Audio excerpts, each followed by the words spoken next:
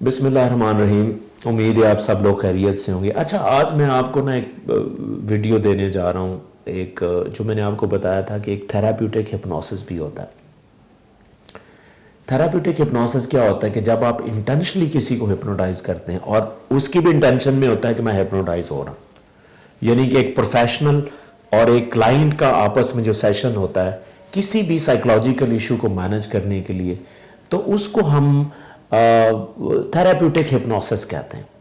अब therapeutic hypnosis को induce करने के लिए कई टेक्निक्स हैं, लेकिन थेराप्यूटिक हिप्नोसिस की जो बड़ी अप्रोच है कि जब हम उसको करते हैं तो उसको हम फिजियोलॉजिकल हिप्नोसिस भी कहते हैं।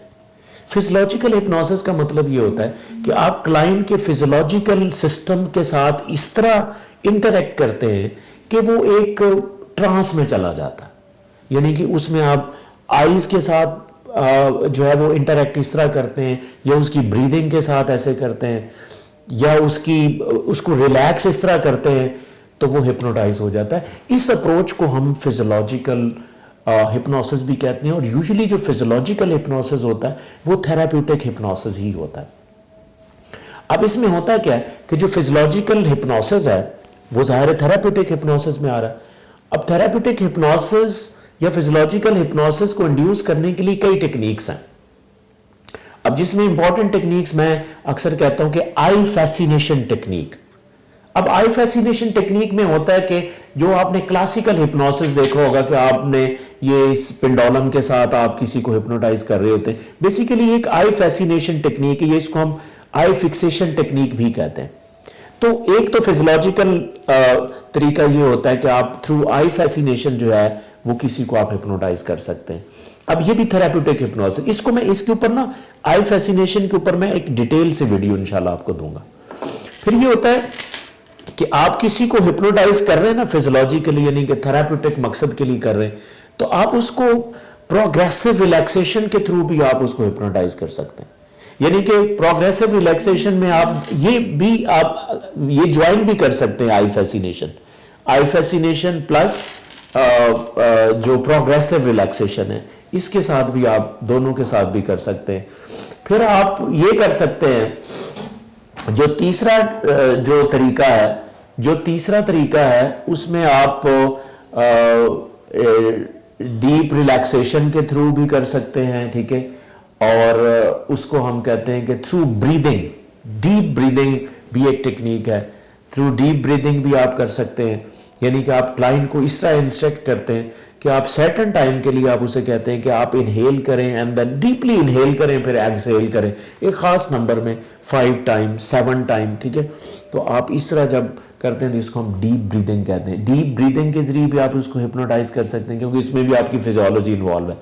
फिर एक तरीका होता है जिसे हम रैपिड इंडक्शन कहते हैं, जिसमें आप उसके जो है वो हैंड से, यूजुअली हैंड को इस्तेमाल करते हुए आप उसके हैंड को इस तरह जो है वो सपोर्ट करते हैं ऑन द रिस्ट। ये मैं इसके ऊपर डेमो भी करवाऊंगा। तो ये रैपिड इंडक्शन टेक्निक भी जो है वो यूज़ की जाती है। ये सारी थेराप्यूटिक टेक्निक्स हैं जो आप यूज़ करके तो आप क्लाइंट को हिप्नोटाइज कर सकते हैं। और जैसे क्लाइंट हिप्नोटाइज होता है फिर हम उसको डीप करते हैं, साथ डीपनिंग टेक्निक हम इस्तेमाल करते हैं। डीपनिंग टेक्निक का ये होता है कि टू मेक श्योर कि क्लाइंट आपका सबकॉन्शियस माइंड में चला गया।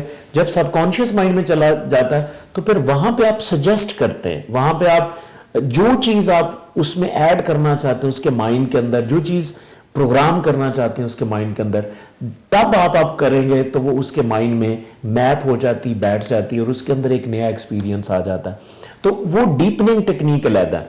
तो यूजुअली होता है क्या है कि थेराप्यूटिक हिप्नोसिस में आप हिप्नोसिस इंड्यूस करते हैं, चाहे वो आई फिक्सेशन से हो या आई फैसिनेशन भी कहते हैं, या प्रोग्रेसिव रिलैक्सेशन हो, या डीप ब्रीदिंग के जरिए हो, या रैपिड इंडक्शन के जरिए हो। तो उसके बाद हम इसको डीप करते हैं। डीपनिंग के लिए बहुत सी टेक्निक्स हैं, लेकिन मैं यूजुअली डीपनिंग की टेक्निक जो है वो ज़्यादातर ये इस्तेमाल करता हूँ कि आप किसी भी क्लाइंट को जब आप डीपनिंग में जा रहे हो तो उसको कहीं ऊंचाई से नीचे लेके आए, यानी कि वो स्टेयर्स भी हो सकती है, यानी कि आप ऊपर ना लेके जाएं। इसके पीछे साइंस होती है, यानी कि जब आप किसी को इवन इमेजिनेशन में भी नीचे से ऊपर लेके जाते हैं तो उसमें एनर्जी आ जाती है, वो उसकी एनर्जी कंज्यूम होती है। तो वो हो सकता है उसकी सांस फूल, इवन इमेजिनेशन में भी सांस फूल सकती है, मेक श्योर। तो जब भी आप देखें, जैसे आप सीढ़ियों पे फिजिकली चढ़ के जा रहे होते हैं तो आपको सांस चढ़ जाता, लेकिन जब आप नीचे आते हैं तो आप रिलैक्स होते हैं। तो जैसे ही उसकी आप उसको हिप्नोटाइज करते हैं तो आप उसको कहीं इमेजिन करवाएं कि आप कहीं माउंटेन्स में हैं और आप आहिस्ता आहिस्ता नीचे आ रहे हैं, या घर की छत हो सकती है उससे नीचे आ रहे हैं।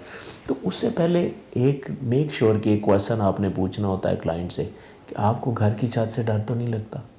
हाँ, अगर वो फोबिक है, छत से फोबिक है, तो हो सकता है उसको नीचे आते हुए प्रॉब्लम हो, या माउंटेन से डर होता है समटाइम लोगों को।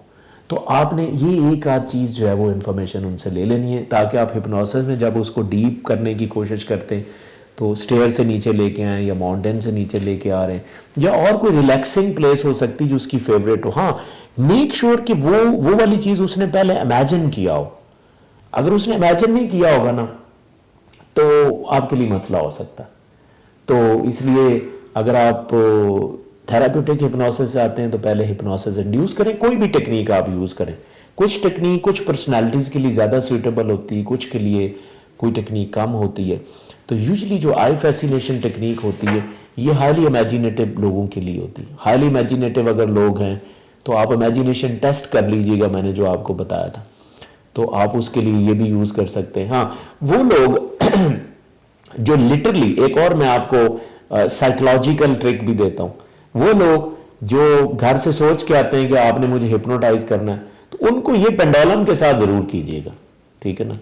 तो ये बेसिकली पेंडुलम जो है वो कस्टमाइज हैंडमेड पेंडुलम है, मेरे सिग्नेचर के साथ है, तो ये मैं यूज़ करता हूँ। आप कहीं भी हैं तो आप मार्केट से जाके ले सकते हैं कोई हिप्नोटिक पेंडुलम, बड़े अच्छे अच्छे मिलते हैं।